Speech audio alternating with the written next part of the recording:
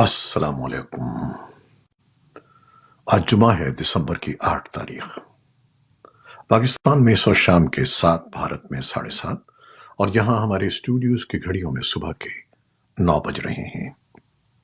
Voice of America Washington کی Urdu service سے میں ہوں خالد حمید، خبروں کے ایک بلیٹن کے ساتھ۔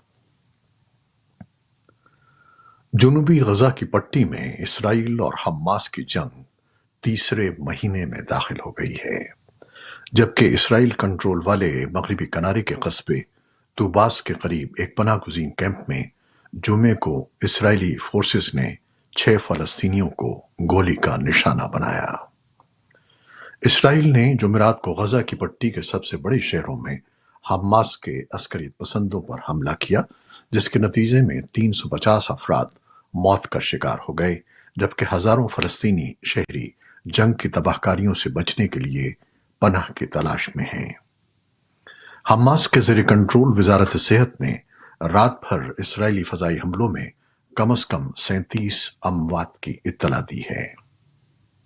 امریکی وزیر خارجہ اینٹنی بلنکن نے جمعرات کو واشنگٹن میں برطانوی وزیر خارجہ ڈیوڈ کیمرون سے ملاقات کے بعد ایک پریس کانفرنس کو بتایا کہ یہ ضروری ہے کہ زیادہ سے زیادہ انسانی امداد پہنچانے کے لیے اسرائیل شہریوں کے تحفظ کا راستہ کھلا رکھے۔ بلنکن نے کہا کہ اسرائیل کے شہریوں کی حفاظت کے ارادے اور حقیقی نتائج کے درمیان ایک خلا ہے۔ غزہ میں جنگ بندی کے لیے اقوام متحدہ کی سلامتی کونسل کا آج اجلاس متوقع ہے، جس میں غزہ میں جنگ بندی سے متعلق متحدہ عرب امارات کی قرارداد پر ووٹنگ کی جائے گی۔ غزہ کی وزارت صحت کا کہنا ہے کہ اسرائیلی فورسز نے جمعے کو خان یونس جبالیہ میں بھی حملے کیے ہیں۔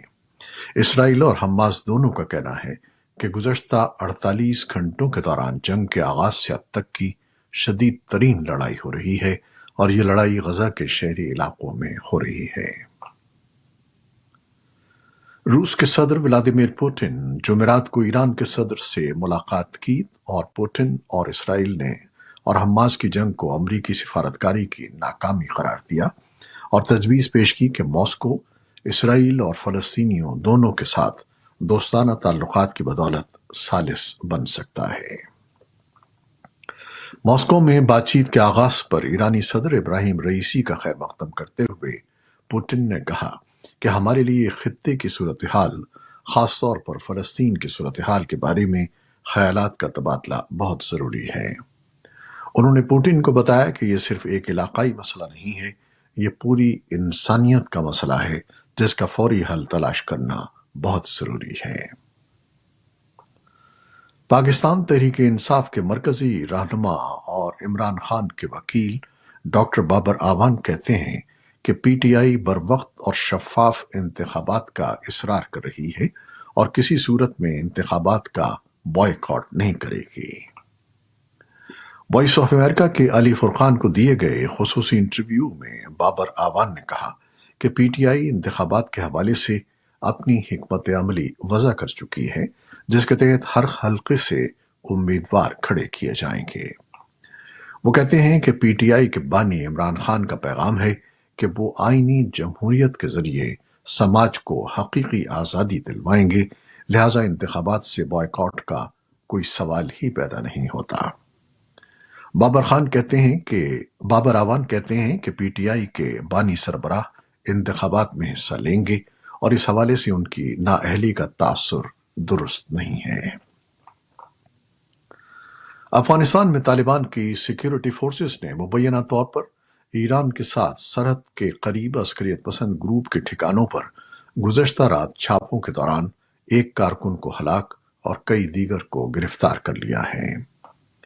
طالبان سے منسلک ایک میڈیا آؤٹلیٹ نے جمعے کو کہا کہ مغربی ہرات اور نیمروز صوبوں میں کارروائیوں میں داعش کی علاقائی شاخ کے ایک اہم نیٹ ورک کو نشانہ بنایا گیا، جسے اسلامک اسٹیٹ خراسان یا ISK کہا جاتا ہے۔ المرصاد کے مطابق یہ نیٹ ورک افغانستان میں شیعہ مسلم کمیونٹی پر ہونے والے کچھ حالیہ حملوں میں ملوث تھا، جس کا کام ملک میں داعش خراسان کے پروپیگنڈے کو مقابلہ کرنا اور اس گروپ کے خلاف طالبان کے انسدادی دہشت گردی کی کارروائیوں کی رپورٹ کرنا ہے۔ امریکہ نے اپنے حالیہ بیانات میں آئی ایس کے کو علاقائی سلامتی کے لیے ایک اہم خطرہ قرار دیتے ہوئے خبردار کیا تھا کہ یہ گروپ جلد ہی افغان اڈوں سے بین الاقوامی حملے کر سکتا ہے۔ جمعرات کو امریکہ کے صدر جو بائیڈن نے کانگریس کو لکھے گئے خط میں ان خدشات کو دور کرنے کی کوشش کی تھی۔ قطر میں بھارت کے سفیر نے ایک قطری عدالت کی جانب سے بھارتی بحریہ کے 8 سابق اہلکاروں کو سزائے موت سنائے جانے کے فیصلے کے بعد جیل میں قیدیوں سے 3 دسمبر کو ملاقات کی ہے۔ یہ ملاقات سزا سنائے جانے اور وزیر اعظم نریندر مودی کے 1 دسمبر کو قطر کے امیر سے ملاقات کے بعد پہلی بار ہوئی ہے۔ وزارت خارجہ کے ترجمان آرندم باغچی نے جمعرات کو نئی دہلی میں پریس بریفنگ میں بتایا کہ بھارت اس معاملے پر قریبی نظر رکھے ہوئے ہے اور قیدیوں کو تمام قانونی اور قونصلر امداد فراہم کی جا رہی ہے۔ ایک قطری عدالت نے نیوی کے ان سابق اہلکاروں کو جاسوسی کے الزام میں 26 اکتوبر کو سزائے موت سنائی تھی۔ برطانیہ کے وزیر خارجہ ڈیوڈ کیمرون نے امریکہ کے دورے کے دوران سیاستدانوں پر زور دیا ہے کہ وہ یوکرین کے لیے فوجی امداد کے ایک نئے پیکج کی منظوری دیں۔ صدر جو بائیڈن نے ریپبلکنز سے یوکرین کے لیے فوجی امداد کی درخواست کرتے ہوئے خبردار کیا تھا کہ کیف پر روس کی فتح ماسکو کو نیٹو اتحادیوں پر حملہ کرنے کی پوزیشن میں لے آئے گی اور امریکی فوجیوں کو جنگ کی طرف دھکیل سکتی ہے۔ جاپان نے روس کے خلاف جنگ کے لیے یوکرین کو $4.5 بلین دینے کا وعدہ کیا ہے۔ جاپانی وزیر اعظم فومیو کشیدا نے جمعرات کو یہ اعلان کرتے ہوئے کہا کہ اس میں سے $1 بلین انسانی امداد کے لیے مختص کیے گئے ہیں۔ یوکرین کے صدر ولادیمیر زیلنسکی نے جمعرات کو اپنے یومیہ خطبے میں کہا کہ جاپان کا یوکرین کی حمایت کا فیصلہ بہت بروقت اور انتہائی ضروری ہے اور میں اس امداد کے لیے شکر گزار ہوں۔ عراق کے دارالحکومت بغداد کے انتہائی حساس علاقے گرین زون میں جمعے کو امریکی سفارت خانے کے قریب راکٹ داغے گئے، جس میں ایک امریکی اہلکار کے مطابق معمولی نقصان ہوا ہے، تاہم کوئی جانی نقصان نہیں ہوا۔ ابھی تک کسی نے اس حملے کی ذمہ داری قبول نہیں کی ہے۔ ایک امریکی ترجمان نے کہا کہ ایسے اشارے ہیں کہ حملے ایران سے منسلک ملیشیا نے شروع کیے تھے۔ اکتوبر کے وسط سے عراق اور شام میں امریکی یا اتحادی افواج کے خلاف ایران نواز گروپوں کی طرف سے درجنوں راکٹ یا ڈرونز حملے کیے جا چکے ہیں۔ ایران کسی بھی طور ان میں ملوث ہونے کی تردید کرتا ہے۔ صدر جو بائیڈن کے بیٹے ہنٹر بائیڈن پر ٹیکسوں کی ادائیگی سے متعلق 9 الزامات پر مشتمل فرد جرم عائد کر دی گئی ہے۔ امریکی ریاست کیلیفورنیا میں اسپیشل کونسل کی تحقیقات کے سلسلے میں آنے والے الزامات ثابت ہونے کی صورت میں ہنٹر بائیڈن کو 17 سال قید کی سزا ہو سکتی ہے۔ وائٹ ہاؤس نے فرد جرم پر تبصرہ کرنے سے انکار کر دیا ہے اور اس سلسلے میں سوالات محکمہ انصاف یا ہنٹر بائیڈن کے ذاتی نمائندوں سے کرنے کے لیے کہا ہے۔ خبر رساں ادارے ایسوسی ایٹڈ پریس کے مطابق صدر بائیڈن کے خلاف الزامات کا کوئی ثبوت نہیں آیا ہے اور انہوں نے اپنے سابقہ یا موجودہ دور اقتدار میں اپنا رسوخ استعمال کیا یا انہوں نے کوئی رشوت قبول کی۔ جمعے کو اقوام متحدہ کی آب و ہوا سے متعلق کانفرنس ایک روز کے وقفے کے بعد پھر شروع ہوئی، جس میں مذاکرات کار خطرناک حد تک گرم ہونے والے سیارے پر فوسل فیول کے مستقبل کے بارے میں غور کریں گے۔ کاپ 28 کے صدر سلطان الجابر نے دبئی میں اجلاس کے آغاز پر افتتاحی کلمات کہے۔